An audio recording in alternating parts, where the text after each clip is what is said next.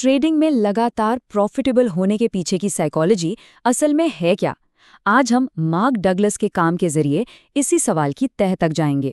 कभी सोचा है कि ऐसा क्यों होता है कि कुछ ट्रेडर्स तो लगातार पैसा बनाते हैं, लेकिन ज्यादातर लोग बस स्ट्रगल ही करते रह जाते हैं? जवाब पता है कहाँ है? चार्ट्स में नहीं, इंडिकेटर्स में भी नहीं, वो हमारे अपने दिमाग के अंदर छिपा है। तो चलिए मिलकर इस राज से पर्दा उठाते हैं। तो सबसे पहले एक ऐसा आंकड़ा देखते हैं जो थोड़ा चौंकाने वाला है, 95%। जी हाँ, एक अंदाजे के मुताबिक 95% ट्रेडर्स लगातार मुनाफा कमाने में नाकाम रहते हैं। और मज़े की बात यह है कि ये वो लोग नहीं हैं जिनमें टैलेंट की कोई कमी है। ये बहुत स्मार्ट लोग हैं, अपनी अपनी फील्ड्स में सुपर सक्सेसफुल हैं, लेकिन जैसे ही वो मार्केट में उतरते हैं, कुछ तो है जो काम नहीं करता। तो फिर ये हमें इस पूरे विश्लेषण के सबसे ज़रूरी सवाल पर ले आता है। क्या हो अगर असली प्रॉब्लम मार्केट में हो ही ना? क्या हो अगर असली जंग बाहर नहीं बल्कि हमारे अपने अंदर लड़ी जा रही हो? और यहीं से खुलता है ट्रेडर का सबसे बड़ा रहस्य।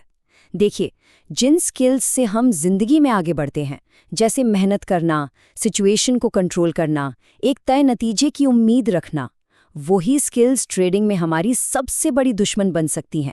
ये बात थोड़ी अजीब लग सकती है, लेकिन इसे समझना बहुत बहुत ज़रूरी है। देखिए, हमारी आम जिंदगी में कामयाबी कैसे मिलती है? जब हम अपने आसपास के माहौल को, सिचुएशंस को कंट्रोल कर लेते हैं, है ना? लेकिन ट्रेडिंग में खेल बिल्कुल उल्टा है। यहाँ कामयाबी मिलती है खुद को कंट्रोल करने से।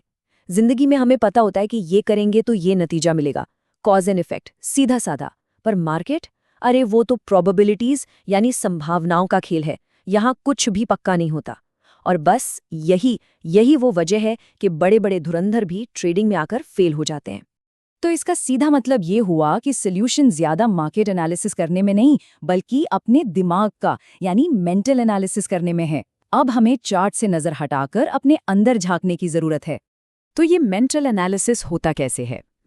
इसकी शुरुआत होती है हमारे दिमाग के एक बहुत ही खतरनाक शॉर्टकट को समझने से। इसे कहते हैं एसोसिएशन की पावर। हमारा दिमाग बाय डिफ़ॉल्ट आज होने वाली हर घटना को अतीत के किसी न किसी एक्सपीरियंस से जोड़ने के लिए बना है। ये एक ऑटोमेटिक प्रोसेस है, एक तरह का सर्वाइवल मैकेनिज्म। लेकिन ट्रेडिंग में यही चीज़ सबसे ज़्यादा नुकसान करती है। अच्छा, इस बात को ना एक बहुत ही सिंपल कहानी से समझते हैं। एक लड़का और एक कुत्ता। मान लीजिए एक छोटा बच्चा है और उसकी किसी कुत्ते से पहली मुलाकात बहुत बुरी रहती है, मतलब डरावनी और दर्दनाक। अब क्या हुआ? उसके दिमाग में एक नेगेटिव मेमोरी, एक गाथ बन गई। अब कुछ टाइम बाद वो एक बिल्कुल अलग, एकदम फ्रेंडली कुत्ते को देखता है जो बस उसके साथ खेलना चाहता है। पर बच्चे का दिमाग क्या करेगा? वो फौरन इस नए कुत्ते को उस पुराने दर्द से, उस डर से जोड़ देगा। और नतीजा, एक ऐसी सिचुएशन जो बिल्कुल सेफ है, उसमें भी उसे सिर्फ खतरा नजर आएगा। मार्क डगलस बहुत खूबसूरती से लिखते हैं, उसे इस बात का जरा भी अंदाजा नहीं होगा कि दर्द, डर और खौफ का उसका ये एक्सपीरियंस पूरी तरह से उसी ने खुद पैदा किया था। बच्चे को लगता है कि खतरा बाहर है, उस कुत्ते में, बिल्कुल वैसे ही जैसे एक ट्रेडर को लगता है कि खतरा मार्केट में है। अब इसी आइडिया को ट्रेडिंग पर अप्लाई करके देखते हैं। सोचिए, अगर किसी के हाल ही में कुछ ट्रेड्स में लॉस हुआ हो, तो वो उस दर्द को अगले ट्रेड पर कैसे प्रोजेक्ट कर सकता है? मान लीजिए लगातार 3 लॉस हुए। अब एक चौथा ट्रेड सामने आता है जिसका सेटअप बिल्कुल परफेक्ट है, लेकिन क्या होगा? पुराना डर हावी हो जाएगा और वो परफेक्ट मौका भी खतरनाक लगने लगेगा। ये वही दिमाग का शॉर्टकट है जो काम कर रहा है। और ये सब हमें हमारे दिमाग की सबसे बुनियादी चीज़ यानी हमारी मान्यताओं, हमारे बिलीव्स की बनावट तक ले जाता है। आखिर ये हमारे ट्रेडिंग के नतीजों को कैसे कंट्रोल करते हैं? तो ये बिलीफ या मान्यता है क्या चीज़?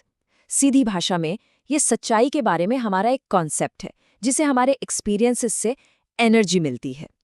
ये एक तरह की ताकत है जो अंदर से काम करती है और ये तय करती है कि हम बाहर की दुनिया को कैसे देखेंगे, कैसे समझेंगे। ये जानकारी को फिल्टर करने वाला एक सिस्टम है।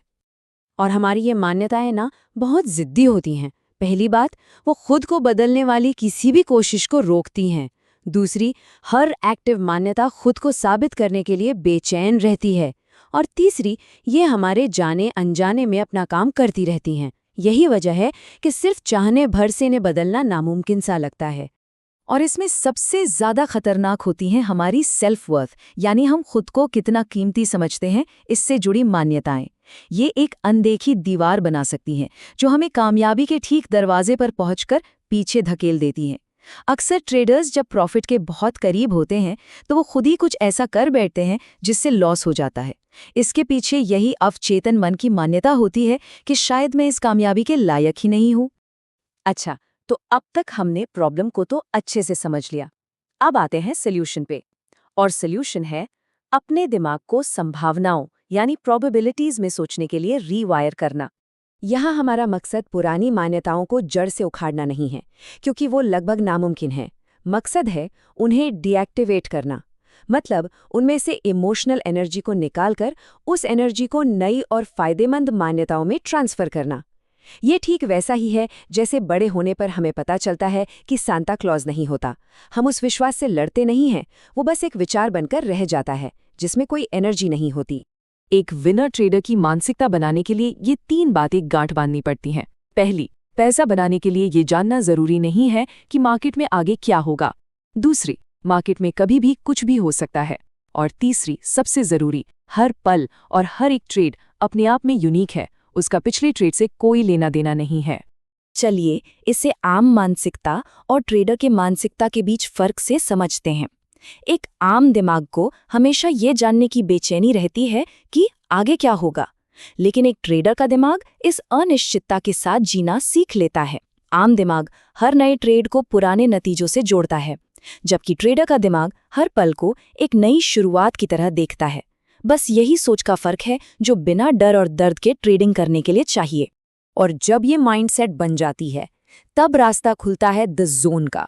ये वो मेंटल स्टेट है जहां परफॉर्मेंस अपने पीक पर होती है, बिना किसी एक्स्ट्रा एफर्ट के। इस जोन तक पहुंचने के 3 स्टेप्स हैं। पहला है मैकेनिकल स्टेज। यहाँ एक अच्छे ट्रेडिंग सिस्टम को बिना कोई गलती किए पूरी तरह से फॉलो करके अनुशासन और भरोसा बनाया जाता है। दूसरा है सब्जेक्टिव स्टेज। यहाँ अपने सीखे हुए स्किल्स और मार्केट की समझ का इस्तेमाल करके सिस्टम के नियमों से थोड़ा आगे बढ़कर क्रिएटिव फैसले लिए जाते हैं। और आखिर में आता है इंट्यूटिव स्टेज। यहाँ द जोन में एंट्री अपने आप होती है, यहाँ दिमाग और मार्केट एक लय में डांस करते हैं। ये पूरा सफ़र ट्रेडिंग को मार्केट के खिलाफ एक जंग की तरह देखने के बजाय इसे संभावनाओं के साथ एक डांस की तरह बना देता है। ये डर में रिएक्ट करने से निकलकर आत्मविश्वास के साथ एक्ट करने की एक खूबसूरत जर्नी है। तो आखिर में एक सवाल के साथ इस चर्चा को खत्म करते हैं। मार्केट एक आईना है जो हमारी मानसिकता को दिखाता है। ये सिर्फ प्राइस और वॉल्यूम नहीं दिखाता, ये हमारे अंदर के डर, हमारे विश्वास, हमारे कॉन्फिडेंस सब कुछ दिखा देता है। तो सवाल ये है कि हम चाहते हैं कि वो आईना क्या दिखाए।